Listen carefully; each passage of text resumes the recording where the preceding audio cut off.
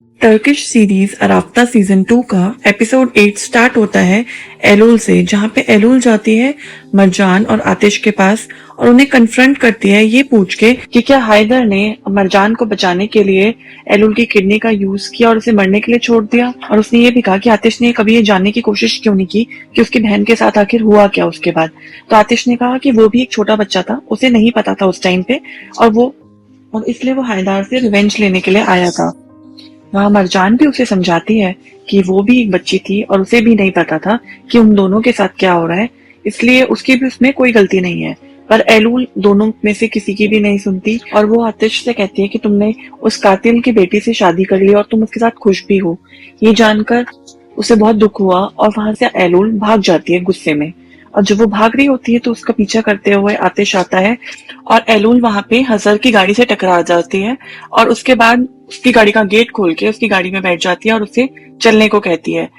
वहां आतिश वापस मरजान के पास मेंशन में पहुंचता है और वो बताता है कि एलूल हजर के साथ गाड़ी में बैठ के चली गई है। आतिश कहता है कि पता नहीं अब वो वापस आएगी भी या नहीं। मरजान उस पर ये सोचती है कि वो आतिश को तो माफ कर देगी एलूल, पर क्या वो उसको माफ कर पाएगी, क्योंकि उसको लगता है कि उसकी वजह से एलूल की ये सब हालत हुई और एलूल को ये सब झेलना पड़ा बचपन से अब तक। नेक्स्ट सीन में हम देखते हैं देमित और जमाल को एक साथ डेट पर जाते हुए। वहां उनकी गाड़ी खराब हो जाती है और जमाल बहुत कोशिश करता है कि उनकी गाड़ी सही हो जाए। वो गाड़ी को चेक करता है पर फिर भी उसका कुछ समझ नहीं आता।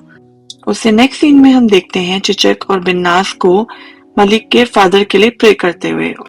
उससे नेक्स्ट सीन में हम देखते हैं कि जमाल जब गाड़ी रिपेयर कर रहा था तो उसके सर पे गाड़ी का ग्रीस लग जाता है और उसे डेमित अंदर से नैपकिन लाके साफ करती है और वो काफी एक रोमांटिक सीन होता है। उससे नेक्स्ट सीन में हम आतिश और मरजान को परेशान होते हुए देखते हैं एलुल के लिए, क्योंकि अभी तक वो वापस नहीं आई है। और मरजान कहती है मैं हार नहीं मानूंगी और उसे कहीं से भी ढूंढ के लाऊंगी।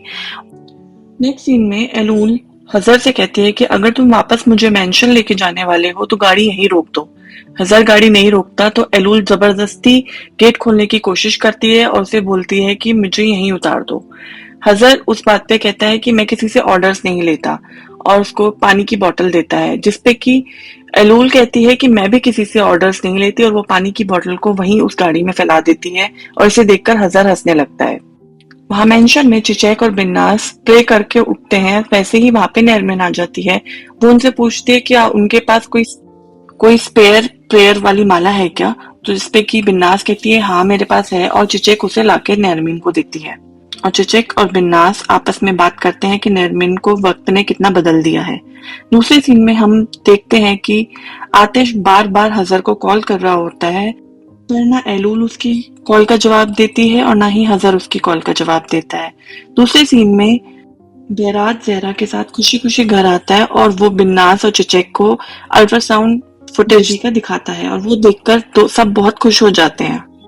उससे अगले सीन में हजर एलूल को लेके समुद्र के किनारे आ जाता है और वहां पे हजर पूछता है कि बात क्या है, मुझे बताओ। जिसपे कि एलूल कहती है तुम्हें सबसे कोई मतलब नहीं होना चाहिए। एलूल को वो कहता है कि तुम जब तक मुझे बताओगी नहीं मैं तुम्हारी कोई मदद नहीं कर पाऊंगा। एलूल उसे सारी बातें बताती है, जिसपे कि हजर उससे कहता है कि अभी तुम्हारा डिसीजन है कि तुम अपने हक के लिए लड़ोगी या फिर सिचुएशन से भाग जाओगी। उससे अगले सीन में हम डेमित को देखते हैं ये सोचते हुए कि जयमाल आज डिनर पे कन्फेस करने वाला था, अब पता नहीं वो कन्फेस करेगा या नहीं।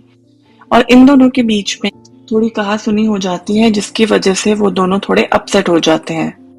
वहां पे अब परेशान मरजान और आतिश हजर के मेंशन में पहुंचते हैं और वहां पे हजर का असिस्टेंट उनसे बताता है कि हजर अभी तक मेंशन में आया नहीं है, इसलिए आतिश और मरजान हजर के असिस्टेंट को बोलते हैं हजर को कॉल करने के लिए। तो जैसे ही वो उसे कॉल करते हैं तो वो उठाता है और आतिश उससे बोलता है एलूल से बात करवाने के लिए। हजर जिसपे बोलता है कि एलूल अभी आतिश से बात नहीं करना चाहती है और कॉल कट कर देता है। वहां से आतिश और मरजान वापस अपने मेंशन की तरफ निकल जाते हैं। दूसरी तरफ जमाल और देमित भी बहुत परेशान होते हैं, क्योंकि वो एक सुनसान रोड के मिडिल में फंस चुके होते हैं और वहां पे कोई भी उनकी मदद करने नहीं आ रहा होता है और वहां पे फोन का सिग्नल भी नहीं आता है। उस पर जमाल देमित से कहता है कि तुम एकदम ग्रम्पी हो गई हो। तो देमित कहती है अगर मैं तुम्हें बॉदर कर रही हूँ तो मैं यहाँ से चली जाती हूँ।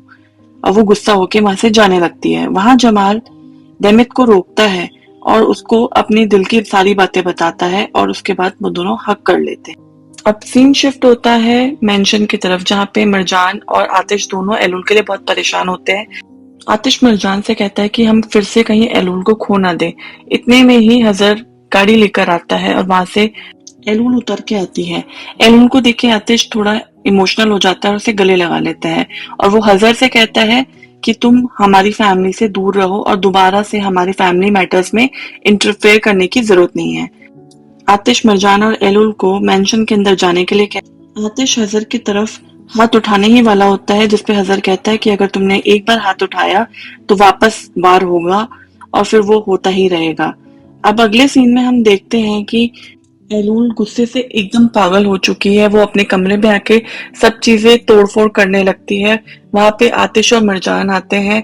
एलूल आतिश के सामने ही उनकी बचपन की फोटो तोड़ देती है और गुस्से से नीचे चली जाती है और नीचे जाकर भी बहुत तोड़फोड़ कर रही होती है, जिस पर आतिश को भी गुस्सा आ जाता है और वो भी चीजें तोड़ने फोड़ने लगता है। वो कहता है कि अगर मेंशन को तोड़ देने से ही तुम्हारा गुस्सा शांत होगा तो हम दोनों मिलकर यह करते हैं।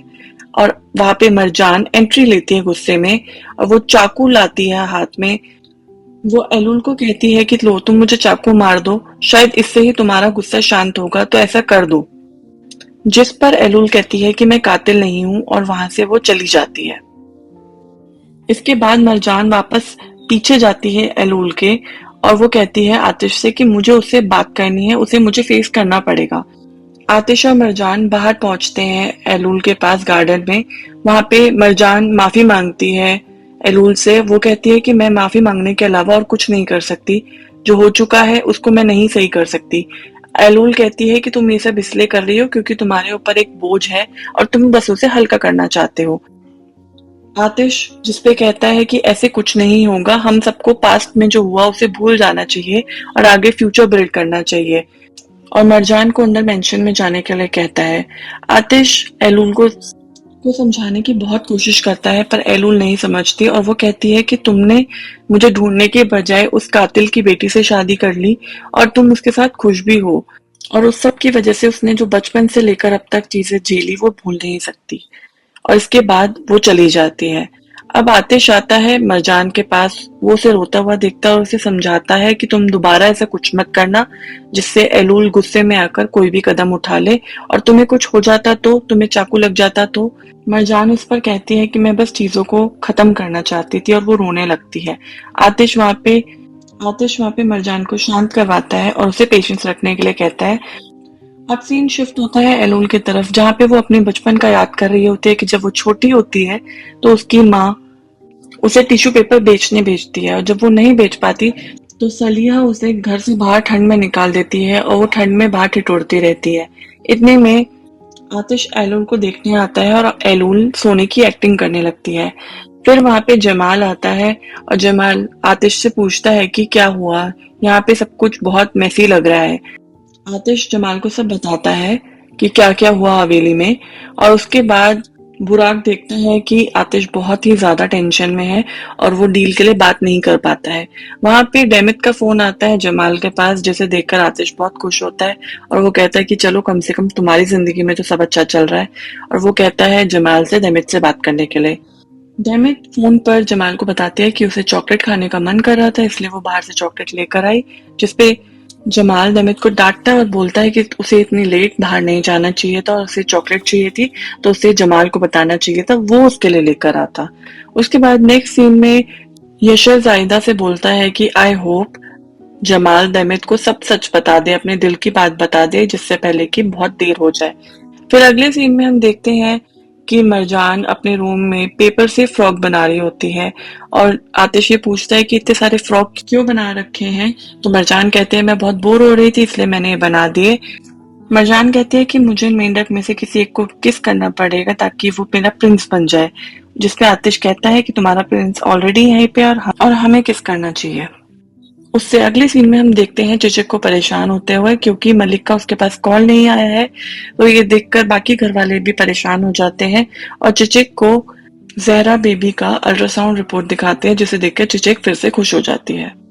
उससे अगले सीन में हम हजर और उसके असिस्टेंट को मेंशन में आते हुए देखते हैं, जिसमें हजर कहता है कि आतिश अपनी बीवी और बहन के साथ आराम से सो रहा है और यहाँ मैं अपनी बहन और माँ से मिलने के लिए इतना परेशान हूँ, और ये तो इनके अच्छे दिन हैं और इनसे बुरे दिन भी आने बाकी हैं। हजर जब मेंशन में आता है तो आतिश को कुत्तों की आवाज सुनाई देती है, जिसपे वो उठ के चेक करने जा रहा होता है। तभी मरजान उसे रोक के वापस सुला लेती है। सुबह उठकर आतिश सिक्योरिटी वालों को बोलता है फुटेज चेक करने के लिए और देखने के लिए कि कौन आया था। वहां पे मरजान आती है और बोलती है कि मैं एलूल को वापस समझाऊंगी और मैं हार नहीं मानूंगी, जिसपे आतिश कहता है कि चलो अभी तो मैं तुम्हारे बारे में सोच रहा हूँ और हमें एक वॉक पे जाना चाहिए।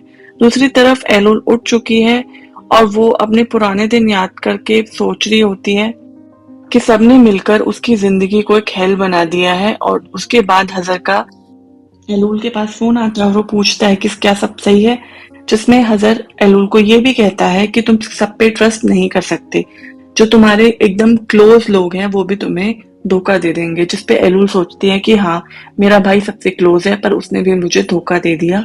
और ये कह के हजर उसे कहता है कि तुम्हें किसी चीज की जरूरत हो तो तुम मुझे कभी भी फोन कर सकती हो, और फोन काट देता है। अब डेमित और जमाल ऑफिस में घुसते हैं हंसते मुस्कुराते हुए, जिसे देखकर बाकी लोग भी खुश हो जाते हैं।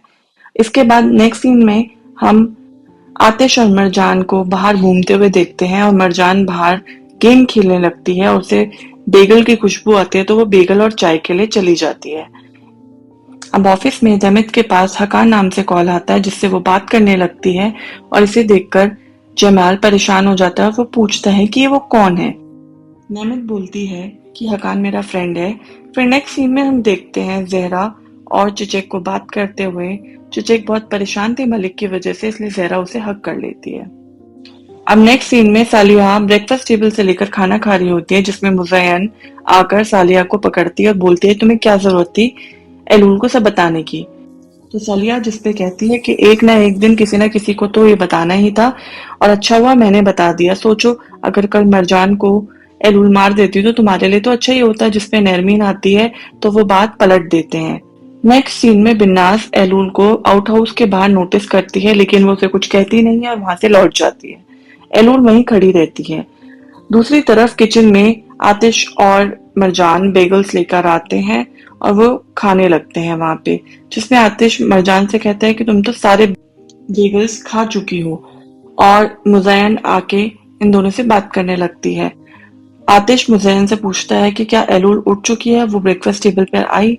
तो मुज़य्यन एलूल के ऊपर कुछ कमेंट पास करती है, जिसकी वजह से आतिश और मरजान दोनों मुज़य्यन को समझाते हैं कि प्लीज ब्रेकफास्ट टेबल पर कोई कमेंट पास नहीं करना जिससे किसी को भी बुरा लगे।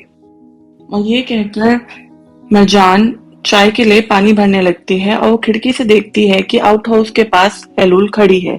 और फिर वो एलूल को आउट हाउस के अंदर की साइड जाते हुए देखती है और वो उसके पीछे जाने का फैसला करती है।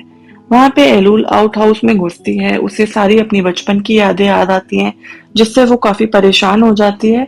और वहां पे उनका यूज किया हुआ बचपन का कंबल भी एलूल को दिखता है। एलूल उस कंबल को जलाने का सोचती है और उसमें आग लगा देती है। जैसे ही एलूल उसे आग लगाकर नीचे फेंकती है, उसे चक्कर आने लगते हैं और वो चक्कर खाके नीचे जमीन पर गिर जाती है।